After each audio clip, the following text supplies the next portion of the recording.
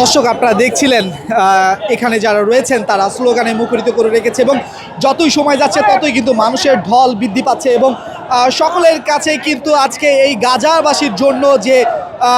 এই যে মানুষের ঢল সেটি কিন্তু গাজাবাসীর জন্য এবং আপনারা দেখছেন নারী পুরুষ উভয় সকলেই কিন্তু আজকে মাঠে নেমেছে এবং তারাই কিন্তু আজকের এই যে শরৎদিকে যে সমাবেশ সেই সমাবেশকে সফল করার লক্ষ্যে কিন্তু এই মার্চ ফর গাজা এবং তাকে কেন্দ্র করে মানুষের এই ঢল সেটি আসলে বলে দিচ্ছে যে বাংলার মানুষ তারা কিন্তু গাজাবাসীর পক্ষে রয়েছে এবং তাদের যে এই ঢল সেটি কিন্তু আসলে প্রকাশ পাচ্ছে যে মুসলিম উম্মার জন্য সকলেই কিন্তু এক এবং একাত্মতা প্রকাশ করে এবং সেই সাথে ধর্ম বর্ণ নির্বিশেষে সকলেই কিন্তু এই যে গাজায় যেভাবে নারী শিশু তাদেরকে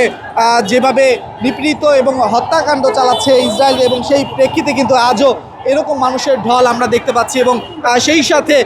যদি আপনাদেরকে বলতে চাই যে রাস্তার সর্বশেষ পরিস্থিতি সেক্ষেত্রে আমরা যেমনটা দেখছি যে যানজট কিন্তু নেই, কারণ গাড়ির সংখ্যা খুবই কম, দুই একটি গাড়ি রয়েছে এবং সেই গাড়িগুলোকে কেন্দ্র করে যারা এই মার্চ ফর গাজাতে আসছে সমাবেশে সেখানে কিন্তু তারা ছোট ছোট করে যা পথ করে দিচ্ছে যাতে করে অল্প সংখ্যক গাড়িগুলো চলতে পারে এবং অ্যাম্বুলেন্সগুলো চলতে পারে এবং সেই সাথে আমরা যদি আপনাকে দেখাই যে মানুষের ঢল সেটি কিন্তু ক্রমশ বেড়েই চলছে। এখানে কিন্তু সকল রাজনৈতিক দল থেকে শুরু করে আপামর সকলেই কিন্তু সংযুক্ত হচ্ছে, কারণ এটি আসলে সকলের একাত্মতা প্রকাশ করার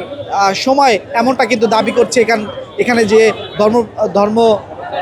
প্রিয় যে মুসলিম যারা রয়েছেন তারা। এবং আপনারা যেমনটা দেখছেন যে আমাদের চোখ যতদূরই যাচ্ছে ততদূর কিন্তু আমরা দেখতে পাচ্ছি এভাবেই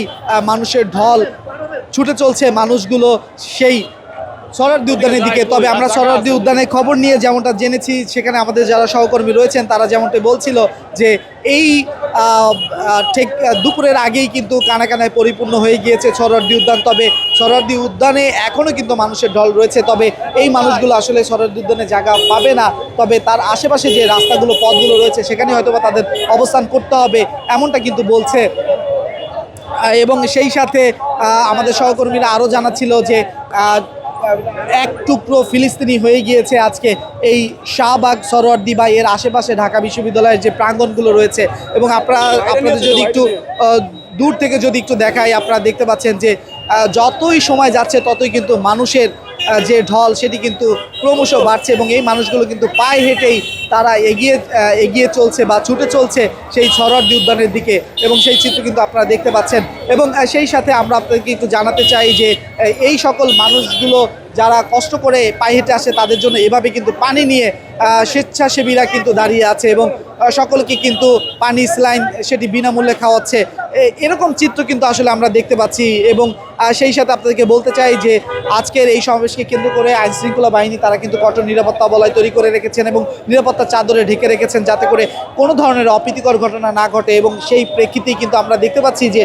যারা ধর্মপ্রিয় মুসলমান রয়েছেন তারা কিন্তু এভাবেই ফিলিস্তিনি যে পতাকাটি রয়েছে সেটিকে কেন্দ্র করে তারা কিন্তু এগিয়ে চলছে